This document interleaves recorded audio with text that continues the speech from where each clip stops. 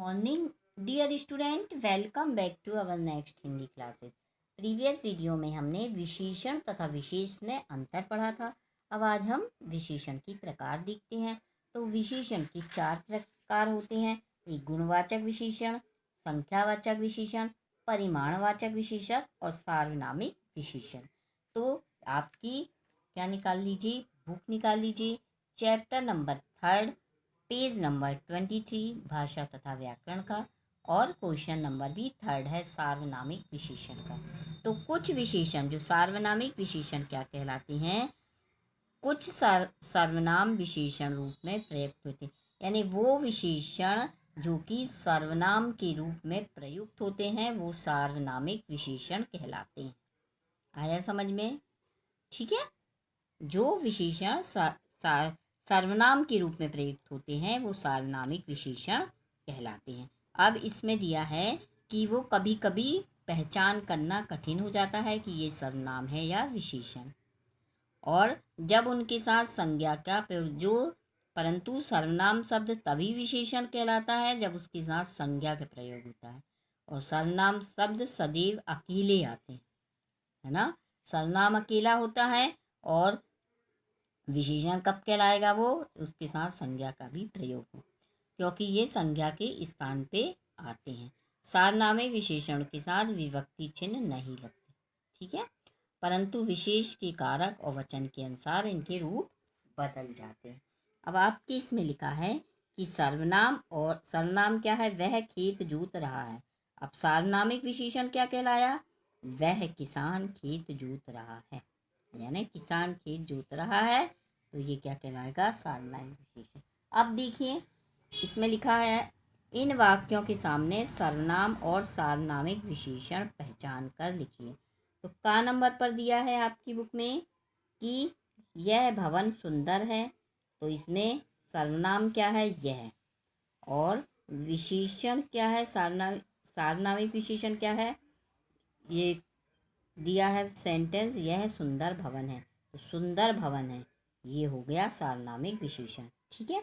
आप page number 24 में है, खा नंबर पर, वह मिठाई खा रहा है, तो वह क्या हुआ, सर्वनाम, और वह बच्चा मिठाई खा रहा, अब ये तो यहाँ वह सर्वनाम लग गया, अब बच्चा मिठाई खा रहा है, ठीक है, तो बच्चा मिठाई खा रहा, ये हो गया सार्वनामिक विशेषण।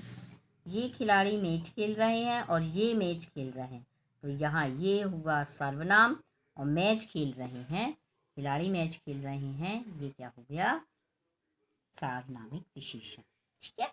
अब इन मुहावरों को 4 नंबर पे देखिए, इन मुहावरों का अर्थ लिखते हुए अपने वाक्यों में प्रयोग कीजिए।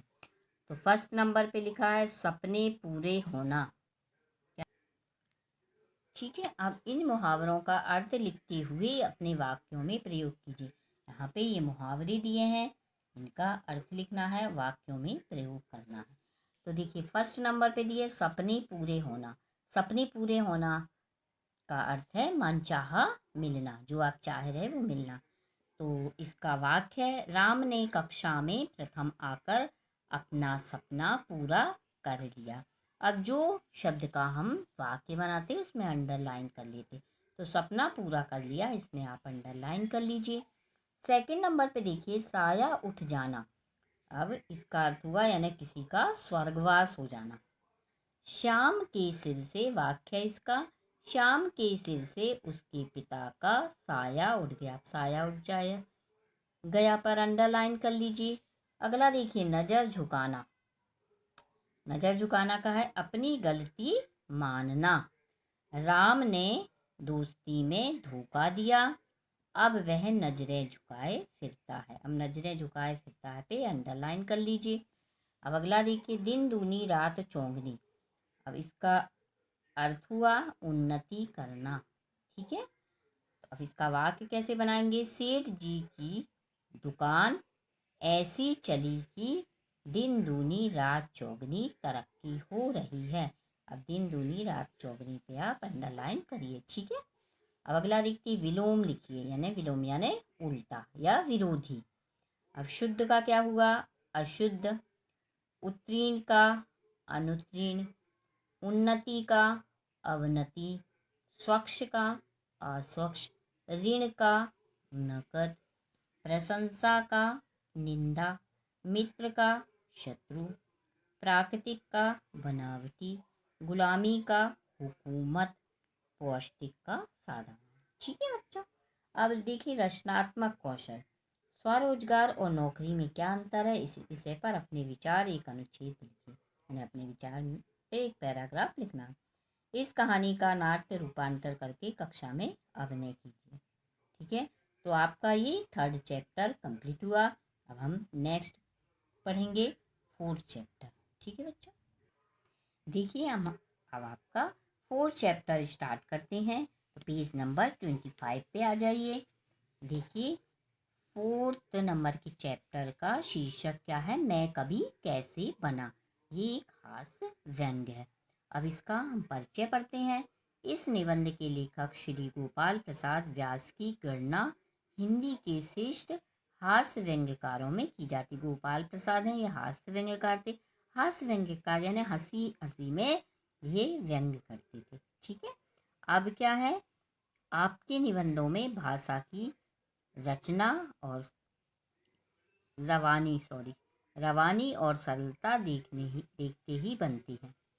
आपकी शैली रोचक और मुहावरेदार होती है। प्रस्तुत निबंध में आपने हास्यपूर्ण शैली में अपने कवि बनने का विवरण पेश किया है। ठीक है, तो अब हम पढ़ते हैं इसको। देखिए क्या लिखा है। सच मानिए मेरी कविता किसी पक्षी के करुण क्रंदन से प्रारंभ नहीं हुई।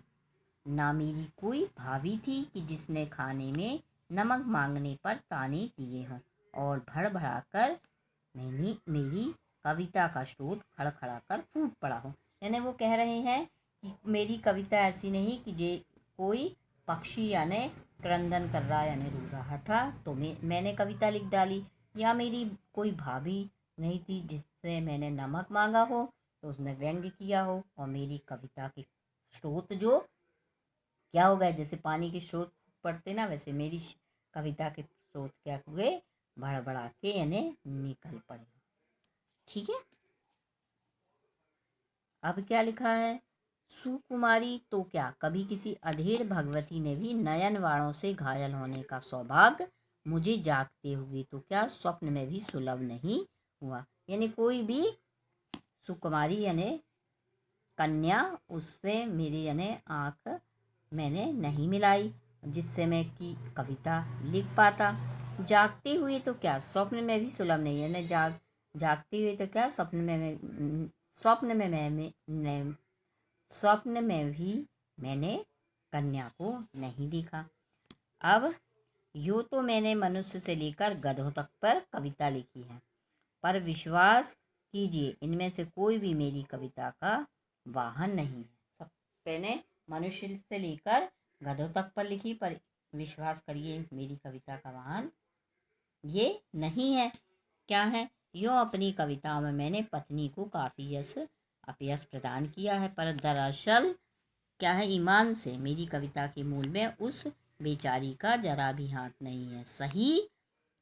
क्या लिखा है, सही बात यह है कि सरस्वती के दरबार में भी मेरा प्रवेश राजपथ से नहीं हुआ, वहाँ तो चोर दरवाजे से दाखिल हुआ। क्या बोल रहे हैं, यानी कि क्या बोल रहे हैं लेखक कि मेरी कविता के मूल में उस बेचारी का जरा भी हाथ नहीं है। सही तो यह है कि सरस्वती के दरबार में भी मेरा प्रवेश राजपथ से नहीं हुआ, वहाँ तो मैं चोर दरवाजे से दाखिल हूँ। यानी मेरी कविता में मेरी पत्नी का भी हाथ नहीं है, और मेरा जो सरस्वती का जो दरबार है उसमें मेरा आना किससे हुआ है, मुख्य मार्ग से नहीं हुआ, मैं चोर दरवाजे से आया हूँ। कोई सन 1924 के आसपास की बात है। मैं मथुरा के अग्रवाल विद्यालय में शायद 3रे दर्जे में पढ़ता था। मैं कहाँ पढ़ता था, मथुरा की अग्रवाल स्कूल में 3री क्लास में, 3रा दर्जा यानी 3री क्लास में। वह भारत का जागरण काल था, है ना, यानी उस समय बहुत लोग उत्साहित थे, जागृत रहते थे, किसके लिए, समाज सुधारने के लिए, है ना।